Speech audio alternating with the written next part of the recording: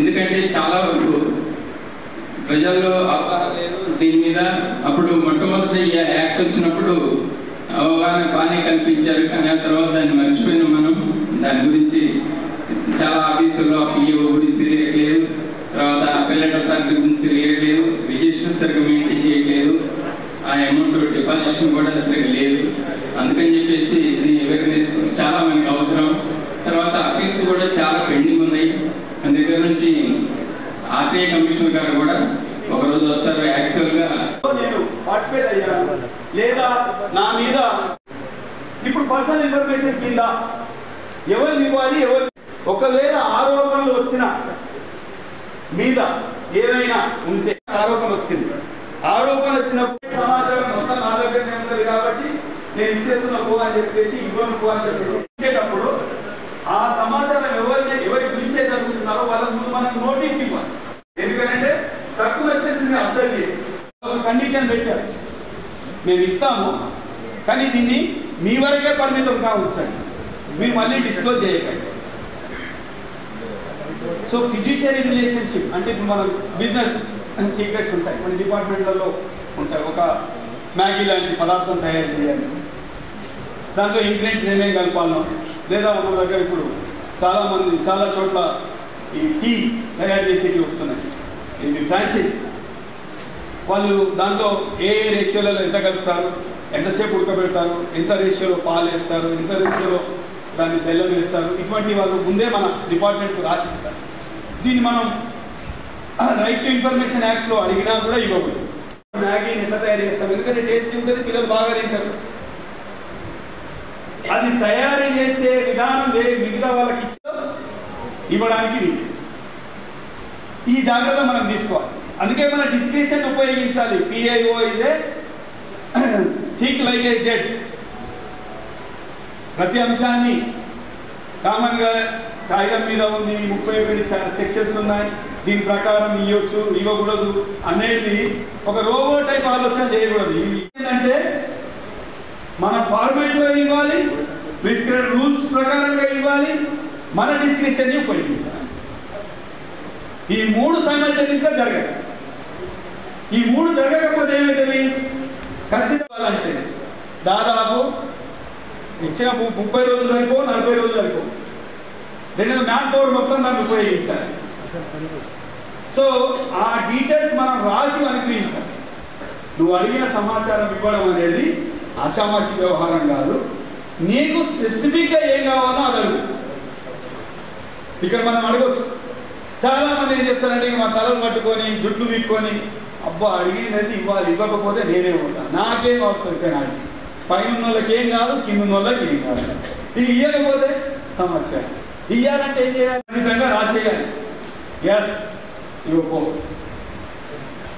నా దగ్గర ఉన్నది సమాచారం నువ్వు అడిగింది, కానీ ఆ సమాచారాన్ని తీయాలంటే ఇంత పడుతుంది. లేదంటే నువ్వు రా, వచ్చి నువ్వేం చేయొచ్చు, ఇన్స్పెక్షన్ కూడా చేసుకో, నువ్వు పరిశీలన చేసుకొని నీకేం రికార్డ్స్ చూసుకుంటావు నిరభ్యంతరంగా. ఫస్ట్ ఓవర్ నీకు ఫ్రీ ఇస్తా, సెకండ్ ఓవర్ నుంచి 5 రూపాయలు ఛార్జ్ ఇస్తా. 5 రూపాయలు నువ్వు కట్టాల్సింది. నువ్వు 1 గంట ఉంటావా, 2 గంటలు ఉంటావా, 3 గంటలు ఉంటావా, 4 గంటలు ఉంటావా, ముందు ఒక డేట్ ఫైనల్ చేయి. ఆ డేట్కి నీకు అసిస్టెంట్ ఇస్తా, అసిస్టెంట్ నీకు చూపిస్తాడు, నువ్వు చూసుకోపో, ఫినిష్. ఎంట్రీ చేయకుండా నువ్వు రాయాలి. నువ్వు థర్డ్ పార్టీ ఇన్ఫర్మేషన్, నువ్వు థర్డ్ పార్టీ నోటీస్ ఇస్తావా, ఇచ్చుకో, కానీ ముందు ఎంట్రీ చేయి. నువ్వు అప్లికేట్కు మొత్తం ఇప్పుడే సమాచారం ఇస్తావా, ఇచ్చుకో, ముందు ఎంట్రీ. ఎంట్రీ చేసిన తర్వాతనే ఫర్దర్ నువ్వు యాక్షన్లోకి వెళ్ళు అని చెప్పి చెప్పాలి. లేకపోతే ఏమవుతుంది, రేపు ఆర్టీఐ కమిషనర్ లాంటి వాళ్ళు లేదా ఆర్టీఐ నుంచి ఇంకెవరైనా వచ్చినా రేపు ఆటోమేటిక్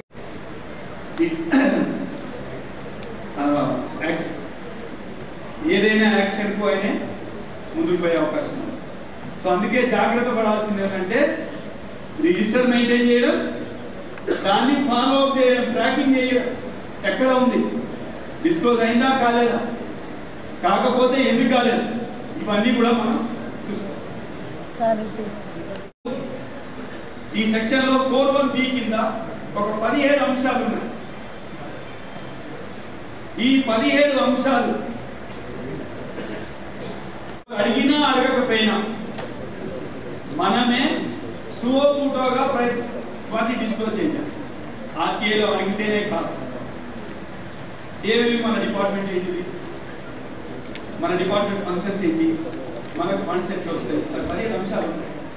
మీకు కృష్ణాజీ గారు క్లియర్గా చెప్తారు సెక్షన్ చెప్పి. ఆ జాగ్రత్త మనం తీసుకోవాలి. పిఐఓ ప్రతి పిఐఓ ఏదో ఒక మీటింగ్ అటెండ్ కావాలి. అది మీరు ఎంచుకోవాలి. మీ దగ్గర ఎన్ని ఆఫీసులు ఉంటాయో అన్ని ఆఫీసులకు ఒక ఏపీఐఓ ఉంటాడు, పిఐఓ ఉంటాడు, ఫస్ట్ అప్లైట్ అథారిటీ ఆఫీసులు కవర్ అవుతారు, ఆఫీస్ హెడ్, వాళ్ళందరూ కూడా కనీసం ఏదో ఒక ప్లేస్ లోపల అటెండ్ కావాలి. సో ఈ 3 రోజుల లోపల మన జిల్లాలో ఉన్న అన్ని ఆఫీసర్స్ సంబంధించి రైట్ టు ఇన్ఫర్మేషన్ యాక్ట్ని ఇంప్లిమెంట్ చేసే వాళ్ళు బాధ్యులైన అధికారులందరూ కూడా అవగాహన కార్యక్రమంలో పాల్గొనాలి. అది ఎన్షూర్ చేయాలి. సో డేటా కూడా మీరు అందరూ పంపండి.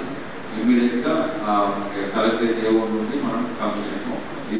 మాకు ఇచ్చి రేపు పొద్దున దాన్ని పడేసిందా అనేది ఉండకుండా ఉండేందుకు ఇది పీరియాడికల్గా అంటే ఒక సంవత్సరానికి ఒకసారో 6 నెలలకు ఒకసారో మేము ఈ 3 మీరు మెయింటైన్ చేస్తుందా లేదా చూస్తాం. ఈ 3 వల్ల ఎవరికి లాభం అని అంటే వచ్చే అప్లికెంట్కి కాదు, ఆఫీసర్కి లాభం. ఆఫీసర్కి లాభము అయితే మరి నాకేం లాభము, నేను పిఐఓను కాదు కదా అంటే నాకు కూడా అప్లికేషన్స్ అవి మీరు ఎక్కువతే నా దగ్గర కూడా వస్తారు కదా. కొందరు పిఐఓ నుండి first appellate authority second appellate authority వెళ్ళరు, తీసుకొని వచ్చేసేసి ఆర్టీఐ కింద నేను అడిగిన ఇస్తలేదు మీ ఆఫీసర్ అని మనకి అప్లికేషన్ సీనియర్ ఆఫీసర్స్ తీసుకో. సో దయచేసి ఈ 3 కూడా మెయింటైన్ అవకాశం ఉంది. సో మనం రివ్యూ చేయట్లేదు. నేను కూడా లాస్ట్ 3 months ఇంప్లిమెంటేషన్ అనేది మనం ఆర్గనైజ్ చేస్తాం.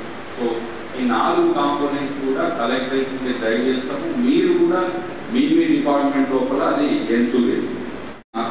ఇంప్లిమెంటేషన్లో ఉన్న ఇష్యూస్ నాకు అంటే మనకు మెయిన్గా సమస్య ఏమొస్తుంది అని అంటే రోజు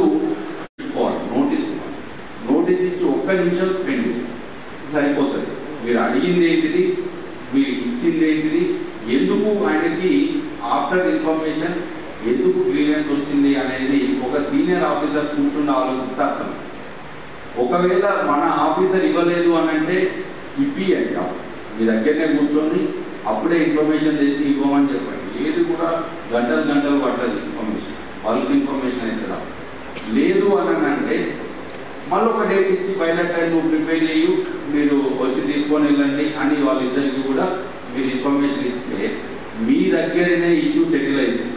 సెకండ్ అప్పీల్కి వెళ్ళాలి. లేదు అసలు ఇచ్చే అవకాశం లేదనుకోండి, ప్రాపర్గా సెక్షన్స్ని కోట్ చేస్తూ ఫస్ట్ అప్లైట్ అథారిటీ ఆర్డర్ ఇస్తే ఆ ఆర్డర్ని పట్టుకునే సెకండ్ అప్పీల్కి వెళ్ళాల్సి వస్తుంది. ఇగో నా దగ్గర ఇన్ఫర్మేషన్ ఇది నాకు సంబంధం లేదు, సెక్షన్ 6(3) ప్రకారం నేను ట్రాన్స్ఫర్ చేసినాను కాబట్టి ఓకే కన్సర్న్ ఆఫీసర్ ఇవ్వాలి అని పెట్టిన అనుకోండి, మీ మీదనే వెళ్ళింది అనుకోండి, మన ఇన్ఫర్మేషన్ కాదని ఫస్ట్ అప్పీల్ చదివితే అర్థమైపోవాలి. సెకండ్ అప్పీల్ అంటారు సెక్షన్స్ కోట్ చేస్తూ ఎందుకు పార్షల్ ఇవ్వాల్సి వచ్చింది, ఎందుకు ఇవ్వలేకపోయినాము అనేది కరెక్ట్గా కోట్ చేస్తే సెకండ్ అప్పీల్ నిలవదు.